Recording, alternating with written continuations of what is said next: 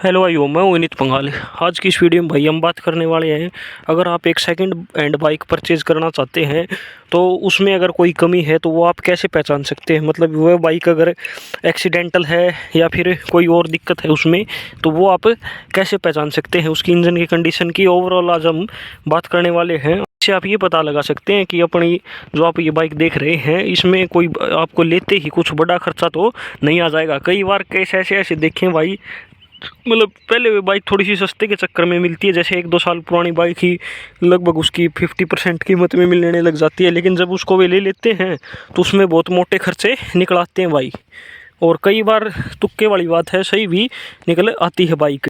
तो first of all भाई, हमने भी ये बाइक सेकंड हैंड ली थी, तो इसलिए मैं आपको ज़्यादा बेटर बता सकता हूँ कैसी हमने सोची थी और कैसी ये निकली। उस बारे में भी आज हम पूरी बात करने वाले हैं। वीडियो में हम पॉइंट टू पॉइंट बात करेंगे भाई। फर्स्ट पॉइंट भाई, आपके इंजन की इंस्पेक्शन को लेकर। तो आपको भाई सिंपली अपनी बाइक है जो ले रहे हैं आप, उसके भाई साइलेंसर में पीछे की तरफ यहाँ पर उंगली घुसानी है भाई, या फिर आप कोई वो भी ले सकते हैं, लीकड़ा वगैरह भी ले सकते हैं। और इसमें आपको देखना है भाई, आपके जो उंगली है इस पर देखो कालस तो लगी हुई क्योंकि धुआं आता है भाई काला, लेकिन इस पर कुछ लिक्विड या फिर आपको चिकनाई नहीं मिलनी चाहिए। चिकनाई मिलेगी इसका मतलब आपका इंजन जो धुएं में मोबिल को भगा रहा है भाई, इसका मतलब वो बाइक मोबिल खाती है और उसका इंजन का काम भाई बन चुका है। वे लेते ही लेते आपको 8-10 हज़ार रुपये का मोटा खर्चा करवा सकती है। वो डिपेंड करता है कि वो बाइक कौन सी है। सेकंड पॉइंट है, अगर आपको ओनर कह रहा है भाई मैंने इसकी सर्विस करवाई है, अगर वो सच बता देता है कि भाई अभी नहीं करवाई हुई और या फिर करवाई हुई है, तो वो आप कैसे चेक करें। देखो भाई, बजाज की बाइक्स में ये चेक करना थोड़ा मुश्किल है क्योंकि उनमें आता है यहाँ पर गेज, वो शीशा आता है, उसमें भाई नहीं पता चलता आपको किसकी सर्विस हो रखी है या नहीं हो रखी, क्योंकि वो कुछ टाइम बाद ब्लैक पड़ जाता है बिल्कुल, उसमें आर पार का दिखता ही नहीं। अगर उसको मेंटेन ना करिए, अगर इवन उसको मेंटेन कर लेते हो तो भी उसका पता नहीं चलता। लेकिन इसमें आपको मिलता है ये गेज भाई, इसको आप खोल सकते हो। ये प्लास से खुलता है भाई, अब हमारे पास मौके पर प्लास नहीं, वरना आपको खोल के दिखा देता। इससे आप जो अपना मोबिल देख सकते हैं, अगर ब्लैक हो रखा है तो इसका मतलब आपको मोबिल की उसकी सर्विस करवानी पड़ेगी। और वो भी देख सकते हो आप गेज के हिसाब से भाई इसमें कितना मोबिल घट रखा है। अगर आपके साइलेंसर में, मैंने पिछले पॉइंट में बताया था, वो अगर चिकनाई नहीं है तो इसका मतलब आपकी बाइक मोबिल नहीं खाती। जैसे अब इसमें एक कालस तो लग गई भाई हाथ के, लेकिन इसमें 1% भी चिकनाई नहीं है भाई। इंजन सबसे असरदार यही है भाई, सबसे आसान। एक फर्स्ट टाइम अगर आप बायर हो तो आप बिल्कुल आसानी से पहचान सकते हो। इसी पॉइंट में अगर हम बात करें सर्विस वाले में, तो आप इसका एयर फिल्टर भी निकाल कर चेक कर सकते हो भाई, उससे भी आपका पता चल जाएगा।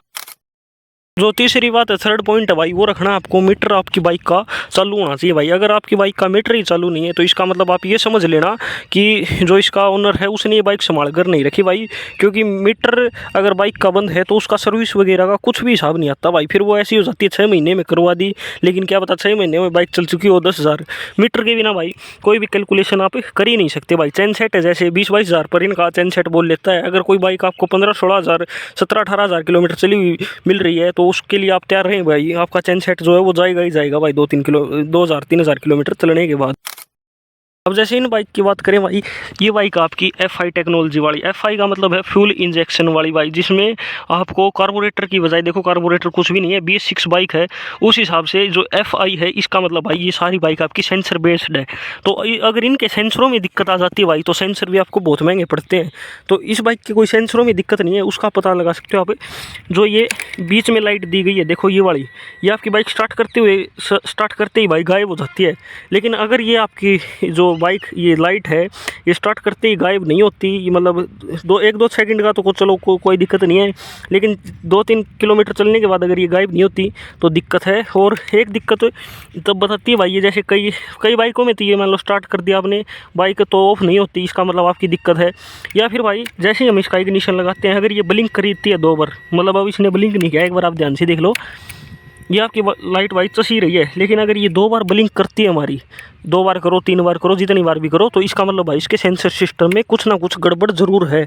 अगर वो बाइक आप ले रहे हो, सेंसर का ऐसा होता है कई बार ग्लिच भी आ जाते हैं भाई, तो ये नहीं कि उसके सेंसर ही ख़राब होंगे, वो आप एक बार जो ऑथराइज सर्विस सेंटर है भाई वो इसको चेक कर देंगे और उनमें जाकर आप ये पता लगा सकते हो भाई कि उसमें सच में दिक्कत है या नहीं है भाई। कई बार इनमें ग्लिच भी आ जाते हैं, कोई एरर आ जाता है, जैसे अपने फ़ोन में आ जाते हैं भाई। कई बार ऐसे ही इन बाइक के सेंसर्स में भी एरर आ जाता है भाई, क्योंकि कंप्यूटराइज सारा सिस्टम है।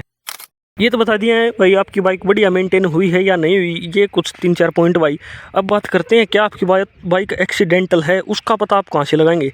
सबसे पहले पता लगा चलेगा भाई आपको टायरों से ये देख लो, आपकी बाइक के टायरों में भाई बंग मिलेगा जब आप इसको चलाओगे। मतलब आप इसको भाई पूरी तरह से ट्राई लेकर देखना, 60 70 80 पर भी आप ले जाके देखना। अगर आपकी बाइक में जैसे ये डिलेक्स है, इसमें थोड़ी बहुत तो वाइब्रेशन आती है 100 सीसी की बाइक में, लेकिन अगर कुछ ज़्यादा ही आपको वाइब्रेशन महसूस हो रही है, मान लो आप 20-30 की स्पीड पर जाकर एक बार थोड़ा हैंडल छोड़ देना, मतलब थोड़े से इतने दूर हैंडल से हाथ कर लेना। अगर आपकी बाइक भाई एक साइड भागती है किसी भी साइड, तो इसका मतलब आपकी बाइक एक्सीडेंट हुई है भाई, मतलब बहुत पड़ चुकी है भाई, वो बहुत बुरी तरीके से मतलब उसका एक्सीडेंट हो चुका है। ये आप साफ हो जाएगा भाई। नेक्स्ट पॉइंट है भाई आपको पूरे चेसी पर देखने हैं, कहीं पर भी आपको वेल्डिंग के अगर कोई वेल्डिंग के निशान नज़र आते हैं भाई, इसका मतलब ये बाइक की भी एक्सीडेंट हो चुकी है। कहीं पर भी भाई बाइक के वेल्डिंग के निशान होने ही नहीं चाहिए, खासकर इन चेसी पर भाई। चलो हीरो में तो ये डबल चेसी आती है, इनकी बढ़िया बात है भाई, ये मजबूत रहती है, लेकिन होंडा और बजाज में सिंगल एक ही चेसी आती है भाई, बीच में पूरा पाइप आता है। अगर वो बैंड है तो आपकी भाई वो बाइक कभी भी बीच में से टूट सकती है अगर आप उसको ओवरलोड करते हैं तो। एक और भाई जैसे आपका ये जो लेग गार्ड है, ये यहाँ पर ये देख लो, इसमें बाइक ये गिर गई थी एक बार इसमें, तो यहाँ पर सारी पे स्क्रैच आ गए थे, लेकिन इसका वाइजर वाइजर और सारा सिस्टम ओरिजिनल ही है अब तक। वाइजर तो शायद इसका चेंज हो लिया, इसमें स्क्रैच आ गए थे लेकिन टूटा नहीं था, ये बिल्ड क्वालिटी थी इसकी हीरो की। लेकिन इसमें भाई अच्छे खासे आप देख सकते हो ये रंग उड़ गया, पहले तो इसमें स्क्रैच आए थे, फिर इसका रंग उड़ चुका है भाई जो आपका लेग गार्ड है। और आपकी चेसी का अगर मान लो वेल्डिंग वुल्डिंग पेंट कर देते हैं, आप नहीं समझ पाते, तो वो पता लगेगा भाई आपके जो ये पाँव रखने वाले पायदान हैं और ब्रेक है भाई, इस साइड तो आपको ये देखना है, और इस साइड देखना है भाई आपको गियर की पोजीशन। कई बार क्या होता है, जो आपका ये वाला पाँव है ये नीचे रखा जाता है और इस वाले की पोजीशन थोड़ी सी ऊपर है, वो आप तुरंत बैठते ही पकड़ सकते हो भाई। कई बार जो बढ़िया काम नहीं कर पाते, उस लिए आपके गियर आपको डाल के देखने भाई। अगर आपको थोड़ा सा भी ये लग रहा है भाई इसमें मिसअंडरस्टैंडिंग है थोड़ी बहुत, तो आप तभी पकड़ जाना भाई इस बाइक की चेसी बैंड हो चुकी है और ये इसमें रिपेयरिंग करवाई गई है, और जो कि सही तरीके से नहीं हुई भाई, वो आपकी बाइक भी मोटा खर्चा आपसे निकलवा सकती है भाई। क्योंकि ये चीज़ है भाई, ये पहली बात तो नया आपको मिलता नहीं, कबाड़ वगैरह में से आप ला सकते हो, लेकिन इन बाइकों का भाई वो भी नहीं, क्योंकि BS6 बाइक्स में अब सेंसर इतने हैं, अगर आप इसके इंजन को उतार कर दूसरे पे रखते हो, दूसरे चेसी पे रखोगे भाई, तो बहुत मेजर दिक्कत आपको सामना करना पड़ सकता है। अगर आप ऑथोराइज सर्विस सेंटर के बजाय किसी और पर करवा देते हो, तो ये भी आपका बहुत मोटा खर्चा निकलवा सकती है। नेक्स्ट पॉइंट है भाई रस्टिंग को लेकर, आपको भाई पूरी बाइक में ध्यान से देखना है कहीं पर जर ना हो। मेन तो जर लगता है भाई इन पर, जैसे यहाँ पर ये बाइक अब भाई जर पकड़ने लगी क्योंकि ये पड़ी थी भाई, इसलिए यहाँ से रंग उतर का और फिर ये जर पकड़ गई। ये तो चलो चलेगा, लेग गार्ड तो ये क्या है 300-400 रुपये या 1000 रुपये का आपका मैक्सिमम आ जाएगा, लेकिन और देखना भाई आपको पूरी बाइक पर मेन जर लगता है भाई इनको यहाँ पर, ये जो किक वाली जगह है यहाँ पर, या फिर इन नटों के आसपास भाई, जो चेसी के नट हैं इनके आसपास यहाँ पर ये वेल्डिंग भरी गई है, यहाँ पर जंग नहीं होना चाहिए भाई। देखो इस बाइक में जंग नहीं है, तो इसका मतलब इसकी बाइक की कंडीशन बढ़िया है अभी तक, और कुछ मेजर एक्सीडेंट नहीं हुआ। ये भी भाई एक बार ये गिर गई थी तब हुआ था। और तो भाई आप इसके पेंट वगैरह से चेक कर सकते हो। कई बार अगर डीलर के पास जाते हो भाई, बाइक आपको चमकती मिलेगी, तो आपको बिल्कुल ऐसी निगाह मारनी भाई उस पर, जैसे टंकी का ये जितनी चमक टंकी पर है ना भाई, उतनी आपकी इस टापे पर भी होनी चाहिए, उतनी चमक आपकी इस पर जो ये FI जो ये टूल है साइड में, इस पर होनी चाहिए भाई। सारी बाइक पर एक सी चमक होनी चाहिए भाई, उसके हिसाब से मतलब आप ये पता लगा सकते हो कि बाइक में जितना भी सामान है वो ओरिजिनल है। अब बात करते हैं, मान लो डीलर बता रहा भाई ये बाइक आपने सारी चेक कर ली बिल्कुल ओके है, तो उसका बढ़िया प्राइस आप कैसे लगा सकते हो।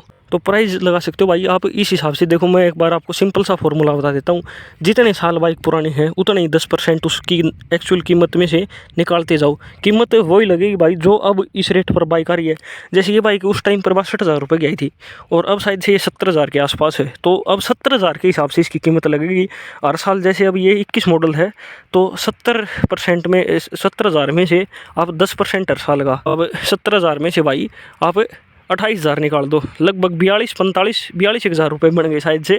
तो अगर इसकी कंडीशन जैसे इस बाइक की बहुत बढ़िया है, वेल मेंटेन्ड है, मेरी खुद की बाइक है, चलो इस वजह से ये लगा लो कि मेरे को इस पे कुछ ज़्यादा ही प्यार आता है। तो मतलब 42,000 तो कंडीशन बढ़िया है, तो 45 हो सकते हैं। लेकिन अगर इसकी यहीं पर कंडीशन डाउन हो, जैसे आपको पता चले इसके में अब चेन सेट हमने नया डलवा रखा है, अगर आपको इसमें चेन सेट डलवाना पड़े या फिर इसका टायर वगैरह कुछ पुराना हो भाई, तो वो बाइक आपकी कितनी चली हर क्या कुछ सब खर्चा मांग रही है। जैसे टायर्स का है मेन है, तो उसमें से 42 से 45 भी हो सकते हैं, और 42 से 37-38 भी, बस इतना ही भाई। 37-38 चलो, नीचे आपको कितनी मिलती है वो तो एक अच्छी बात है, अगर आप बढ़िया बार्गेनिंग कर लेते हो भाई। जिसको बेचने वाले को ज़्यादा ज्ञान नहीं है तो आप अच्छी बार्गेनिंग कर सकते हो, लेकिन आपको लेते वक्त ज्ञान नहीं है भाई, तो आपको 45,000 रुपये से अगर आप इस बाइक के रुपए ऊपर देते हो भाई, तो कहीं ना कहीं आपकी गलती होगी भाई। मतलब गलती तो क्या, वैल्यू फॉर मनी चीज़ आपको नहीं मिलेगी भाई।